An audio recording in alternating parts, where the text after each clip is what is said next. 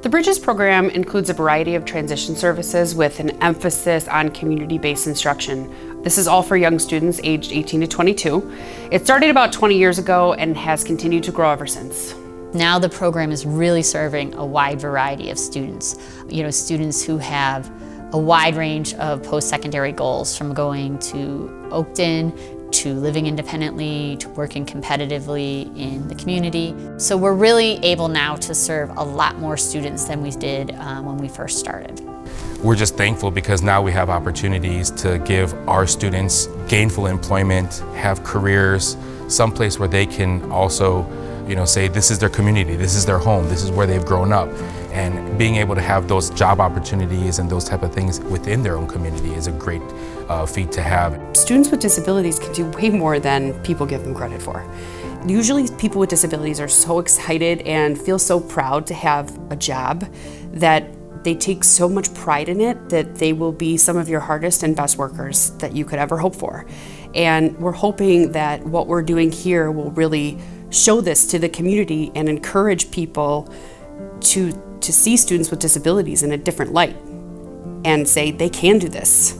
And look at what we can offer these families and these students who would be sitting at home otherwise, on their couches, and you're giving them a life, you're giving them meaning. I am a resident here in Lincolnwood. My son Cooper is about to embark in his journey into the Bridges program, having just graduated from Niles West this year. With these young adults being able to then go out into the community and be productive members of the community, I think that would be a great feather in the cap of Lincolnwood.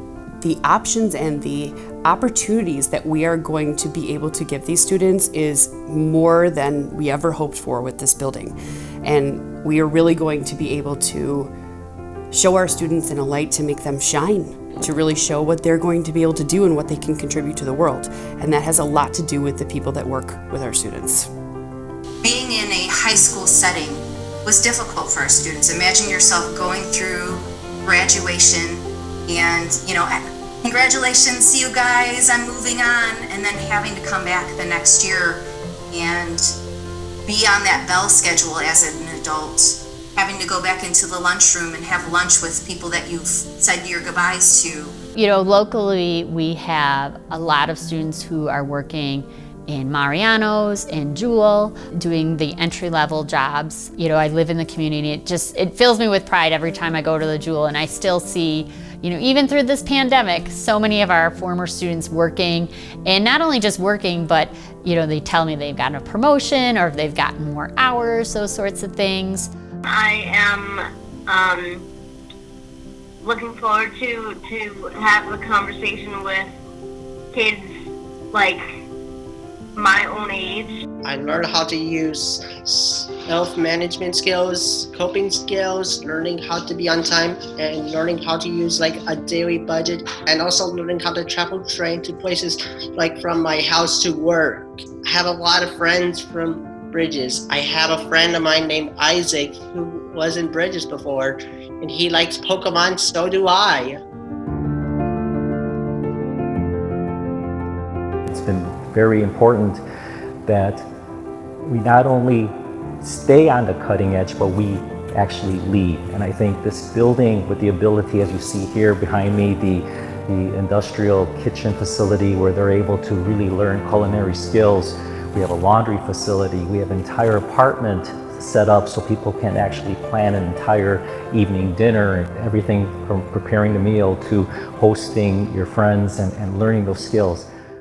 Typically in a built environment, there's a lot of not only physical but emotional barriers that people with special needs and disabilities may encounter. This building really looks to address that from every minor detail that the design team and the staff consider throughout the entire planning process. So doors are wider, easier maneuvering clearances, spaces are larger, so that way we can accommodate students that are in wheelchairs or stand-ups or other support devices. They have enough space to actively maneuver in their environment around. The built environment itself does not become a barrier physically or emotionally by distressing these students. By having a laundry lab, a kitchen lab that has a lot of components of what a restaurant would have, such as the 3-bin sink and other varieties of things that we can work for in a restaurant. So in that lab, we also have different sets of tables where students can learn how to bus tables. They can learn how to take orders from other students or teachers as practice.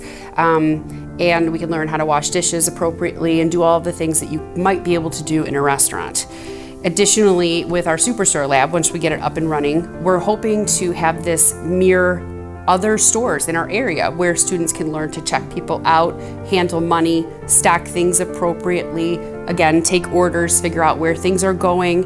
And then we have our office lab, which is another example of that, where they would learn how to file, answer phones, take orders, figure out what it would be like to work in an office. So for our community members, we will have data to show what our students can do. So when we put on their resume that they've worked in an office or in a kitchen lab or something along those lines, that we're going to be able to transfer those skills to their company, and that we're going to be able to be confident that our students will be able to do a wonderful job working for them. Kudos to our current school board, our current administration for making this a priority, because for many years it's been talked about and always shelved, but together they said now is the time, and they're investing in our students, they're investing in our community, in our families, and I think not only will our students benefit, but our whole community will definitely benefit from this program. And I think it sends a message to the whole community, the whole area, that 219 really does look at all our students and tries to meet all our students' needs. And so many families have had to fight so hard to get services for their students, and it's nice that they can come here and not have to fight to get what their students need.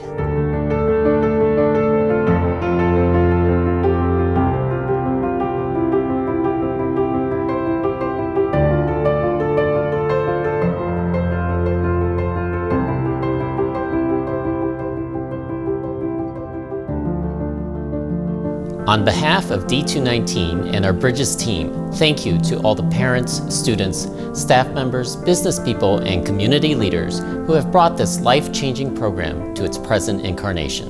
And on behalf of all the young adults who will benefit because of the new Bridges Adult Transition Center, sincere gratitude to everyone who made this new facility possible. You are literally changing people's lives for the better.